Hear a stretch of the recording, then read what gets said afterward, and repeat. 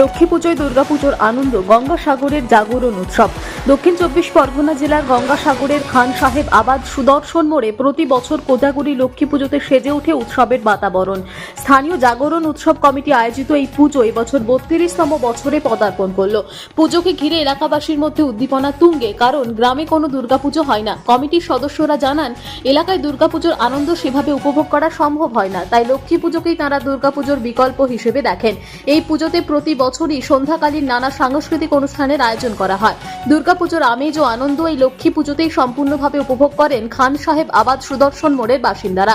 গ্রামের সবার মিলিত উদ্যোগ ও অংশগ্রহণে জাগরণ উৎসব এক নতুন মাত্রা যোগ করে। এই উৎসব এবছর 32তম বর্ষে পদার্পণ করেছে। তো প্রত্যেক বছর কোজাগরী লক্ষ্মী পূর্ণিমা উপলক্ষে আমাদের এই এলাকায় শারদ উৎসবের পরিবর্তে শারদ উৎসবে আনন্দ পেতেই এলাকার মানুষেরা সবার সহযোগিতা নিয়ে জাগরণ উৎসব কমিটির সকল সদস্যরা এই উৎসবের আয়োজন করে থাকে। এই উৎসবে পরম্পরা অনুসারে 5 দিন ধরে এখানে জাগরণ উৎসব পালিত হয়। কোজাগরী লক্ষ্মী পূর্ণিমায় দেবী লক্ষ্মী পূজা এখানে অনুষ্ঠিত হয়। কোজাগরী কে জেগে আছো আমি তোমায় বর দেব, এই ধারণাকে আমরা মাথায় নিয়ে জাগরণ উৎসবে শুরু করেছি।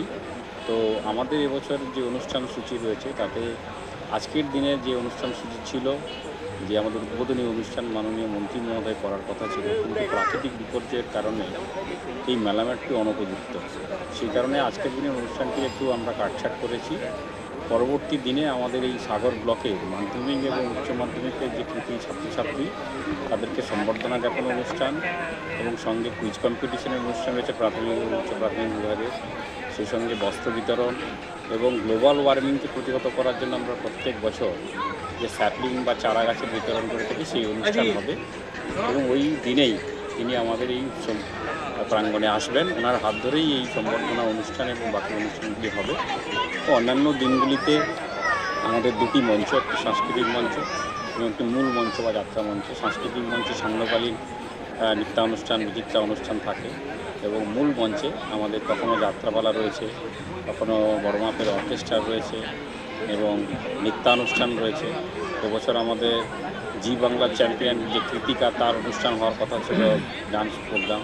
তো এখনও পর্যন্ত প্রাকৃতিক বিপর্যয়ের কারণে মেলা মাঠ অনুপযুক্ত। তবে আমাদের এই মেলার ঐতিহ্য এখনও পর্যন্ত মেলা কোনো দিন বন্ধ হয়নি, কিন্তু আমরা এই প্রাকৃতিক বিপর্যয়কে কাটিয়ে আগামী দিনে এই মাঠকে উপযুক্ত করে আমরা প্রয়োজনে মেলা বাড়িয়ে এই মেলাটিকে আমরা সংগঠিত করব এবং মানুষের আনন্দানের যে ব্যবস্থা তা অটুট রাখার চেষ্টা করব। আর আমাদের এই উৎসবের মধ্যে দিয়ে আমরা একটা বার্তা সমাজের কাছেও দিতে চাই। এখনও পর্যন্ত আমরা মেলা প্রাঙ্গণকে সেভাবে সাজিয়ে তুলতে পারিনি, আমরা আগামী দিনে নিশ্চয়ই সেটাকে সাজিয়ে তুলব।